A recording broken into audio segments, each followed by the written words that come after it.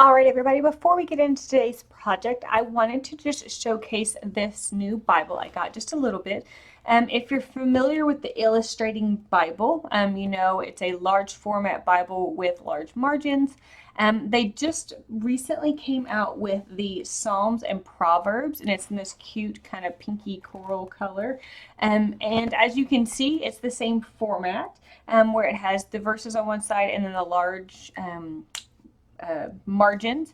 And the margins are just like the other ones, where if there's a full page of verses, it's a 3 3/4 inch margin. Of course, with the Psalms and Proverbs, with them being shorter poetry form, you actually get quite a bit more space than that.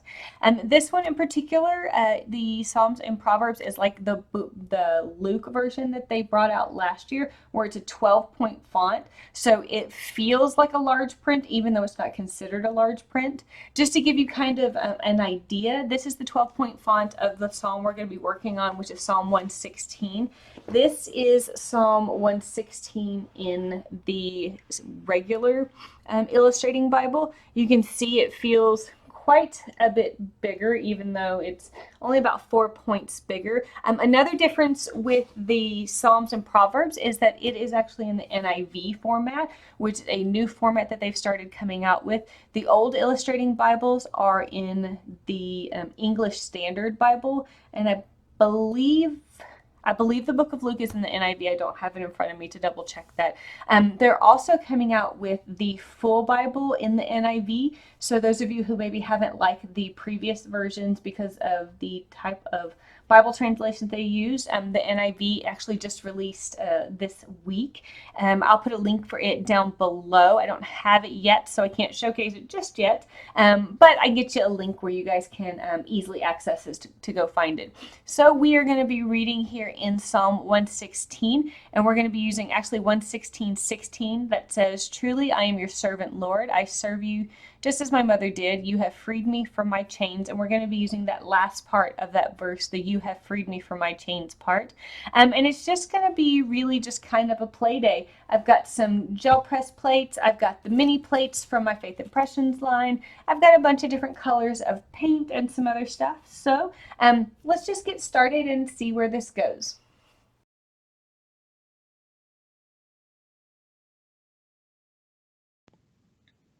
All right, guys, let's get started on today's project. So I'm actually going to start by using my 8x10 gel press plate, and we're just going to be playing today with some plain craft acrylics from Deco Art. It's their Americana line. I'm using a couple of colors and just brayering it across my surface. And then I'm going to take a couple of extra just contrasting colors. So my two base colors were green, so I'm just going to use an orange and a magenta and just brayer that onto an impressible, which is a really cool product from Gel Press. It's kind of, we call it a stamp on steroids. So what that's going to do is it's going to add some color and it's going to lift some of that paint off so I get texture. And you're going to see that I'm just going to take that entire plate and just add it to the border of my Psalms Bible and just give it a nice little squishy press. And you can see I've got my great background, I've got my circles, I've got some pink, I've got some orange, all kind of mixed in with that kind of mint green I had going on there. And over on the side, I'm just using a piece of paper that had a print on it to clean my plate so I can use that print later. And now I'm just going to reinforce that circle motif I have going by adding that same pink, but it's just a little bit darker now since it's not mixing with other colors. And I'm giving the thumbs up because I like the way that looks. I've got that nice repeated pattern going on. And I'm just going to make sure it's dry because honestly, I wasn't really sure what I was going to do next. So I wanted to make sure that my page was completely dry before I did that. And now I'm going to be using actually the 4-pointed star from my Faith Impressions line for gel press to create a border. And to keep myself a nice crisp line, I've just taped some wax paper right along the edge of my project. And I'm just taking that orange and just using my small brayer from Ranger, also by Gel Press, and just stamping it up the side to kind of make like flags, borders, tabs, whatever you want to call them. And then I just remove my wax paper And it kind of looks weird. It kind of looks like little goldfish fins right now, but it works later once we get going. And now since I've used kind of all warm colors and that green, I'm going to add just a little bit of turquoise. I'm just taking a brayer and brayering across this polka dot stamp that I have. Again, I'm just trying to continue just to layer texture. And since this is just a play date, I don't really have a plan of what I'm doing. I'm just kind of grabbing things as I see them and just kind of putting them down and seeing what happens. And again, I'm going to go ahead and just get it dry so that I can keep going.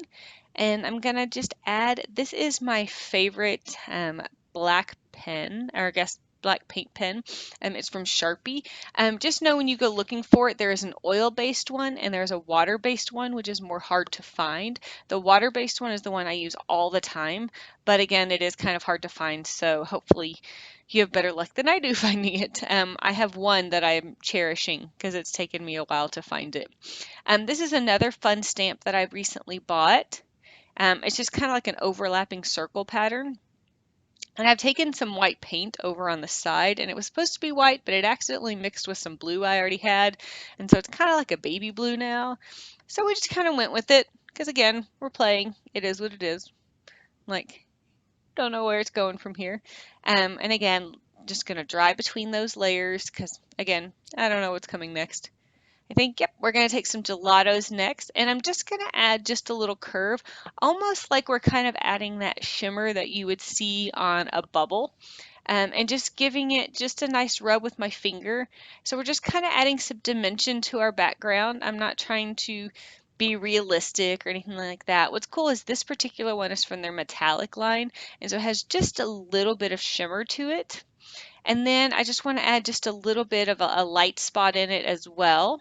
So just taking again that that white Sharpie. And this is a little stamp that actually came with that gelato set. And I'm just kind of adding it into my blue paint and just kind of stamping it. And then I kind of dorked it up down there. You know, we'll cover that later. So I'm adding a little bit more to them just to kind of balance out my dorkiness down there at the bottom, but that's okay. We'll figure that out. In fact, I kind of forgot it existed until I'm rewatching this video, so apparently it didn't bother me too much. Now I'm just taking that orange and wetting it down just a little bit so I can just add some orange flicks.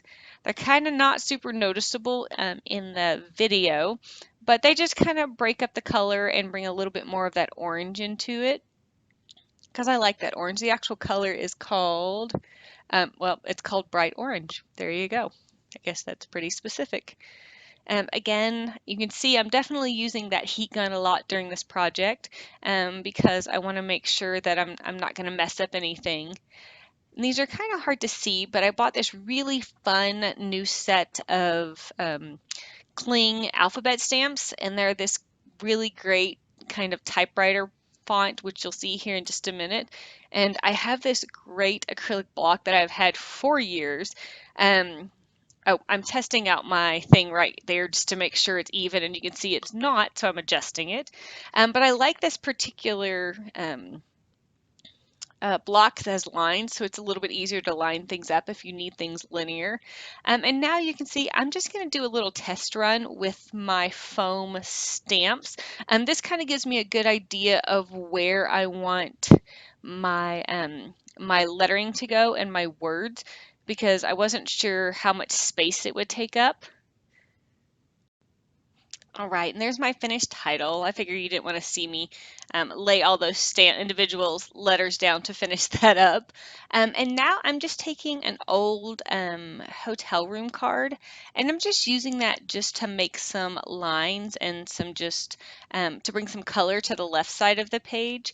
I felt like a lot of my images were circular, so with all that circles in the background, so I wanted to add some lines to kind of break that up a little bit and just add some just swipes of color to kind of finish off the edges a little bit.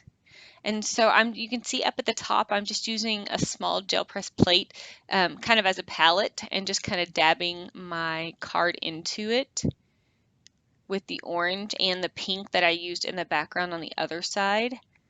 And I'm originally, in the beginning, going kind of portrait, and now I'm going to go horizontal or vertical and horizontal, I guess makes more sense. And just using a Post-it to kind of keep that crisp line there on the edge. And I really like how it kind of gives some dimension and just some extra detail and stuff.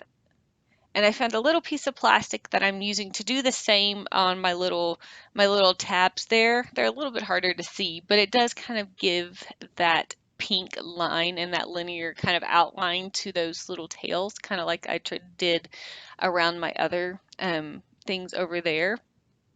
And then I'm going to do the same thing to bring that green over onto that left side. And I'm just trying to be careful that I don't accidentally cover up my verse that I'm using. I covered the first word up just a little bit with that orange before I caught myself, but that's okay. It's all good. We can still see it. And so I'm just continuing that motif of those lines and those swipes of color and that color scheme.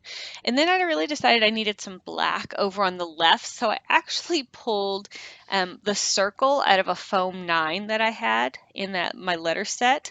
And I'm going to do kind of this kind of polka dot kind of grouping graphic kind of thing over on the left side and a little bit on the right side, just to kind of keep that black motif going throughout because it felt really um, heavy on the right side because I had those big bold words and I didn't have anything like that on the left side.